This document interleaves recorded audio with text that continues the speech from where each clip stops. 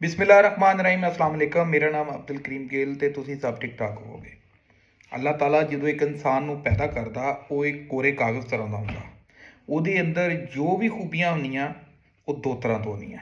ਇੱਕ ਉਹ ਜਿਹੜੀਆਂ ਵਿਰਾਸਤੀ ਖੂਬੀਆਂ ਹੁੰਦੀਆਂ ਜਿਹਨੂੰ ਅਸੀਂ ਨੇਚਰ ਕਹਿੰਦੇ ਆ ਜਾਂ ਜੀਨਸ ਜਾਂ ਜੈਨੇਟਿਕਲੀ ਹੁੰਦੀਆਂ, ਔਰ ਦੂਸਰੀਆਂ ਉਹ ਖੂਬੀਆਂ ਕਿ ਜੋ ਕੁਦਰਤ ਨੇ ਉਹਦੇ ਅੰਦਰ ਖੂਬੀਆਂ ਰੱਖੀਆਂ, ਉਹਨੂੰ ਕਿਸ ਤਰ੍ਹਾਂ ਦੇ ਤਰੀਕੇਕਾਰ ਦੇ ਨਾਲ ਅਪਣਾਉਣਾ, ਉਹਨੂੰ ਨਰਚਰ ਕਹਿੰਦੇ ਆ।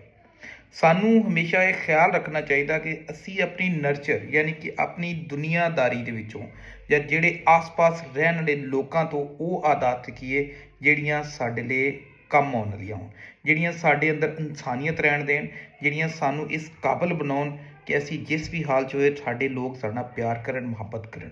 ਮੈਂ ਇੱਕ ਸਿੰਪਲ ਜਿਹੀ ਮਿਸਾਲ ਦਿੰਦਾ ਕਿ ਜਦੋਂ ਸਾਡੇ ਸਰਕਾਰੀ ਮੁਲਾਜ਼ਮੀਨ ਨੌਕਰੀਆਂ ਤੋਂ ਪਹਿਲੇ ਇਹ ਬਹੁਤ ਆਜਿਜ਼ ਵੀ ਹੁੰਦੇ, ਇਨਕਸਾਰ ਵੀ ਹੁੰਦੇ ਔਰ ਬਹੁਤ ਕੁਝ ਹੁੰਦੇ ਆ।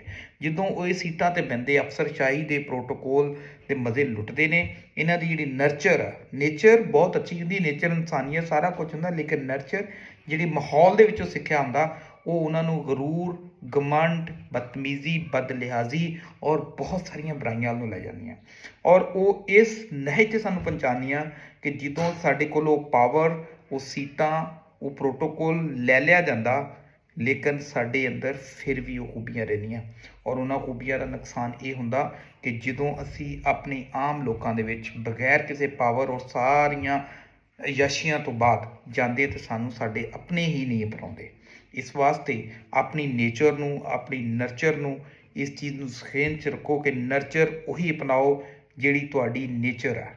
ਔਰ ਨੇਚਰ ਦੇ ਵਿੱਚ ਅੱਲਾਹ ਤਾਲਾ ਨੇ ਖੂਬੀ ਰੱਖੀ ਹੈ ਕਿ ਤੁਹਾਡੀਆਂ ਆਦਤ ਹਮੇਸ਼ਾ ਮੌਕੇ ਮਹਿਲ ਦੇ ਨਾਲ ਚੇਂਜ ਹੁੰਦੀਆਂ ਔਰ ਉਹ ਤੁਹਾਡੇ ਆਪਣੇ ਇਖਤਿਆਰ 'ਚ ਹੁੰਦੀਆਂ, ਕਿਉਂਕਿ ਤੁਹਾਡੀ ਖੁਸ਼ੀ ਦਾ ਜਿਹੜਾ ਲੈਵਲ ਆ ਉਹ ਤੁਸੀਂ ਖੁਦ ਐਡਜਸਟ ਕਰ ਸਕਦੇ ਹੋ। ਅਗਰ ਇੱਕ ਇਨਸਾਨ ਦਾ ਖੁਸ਼ੀ ਦਾ ਲੈਵਲ ਇਹ ਹੈ ਕਿ ਉਹ ਪੈਦਲ ਚੱਲ ਕੇ ਕੰਫਰਟ ਫੀਲ ਕਰਦਾ ਅਤੇ ਉਹ ਸਦਾ ਖੁਸ਼ ਰਹੇਗਾ, ਕਿਉਂਕਿ ਉਹ ਅਯਾਸ਼ ਲੈਵਿਸ਼ ਲਾਈਫ ਸਟਾਈਲ ਨੂੰ ਹਮੇਸ਼ਾ ਆਪਣੀ ਆਦਤ ਨਹੀਂ ਬਣਾਏਗਾ।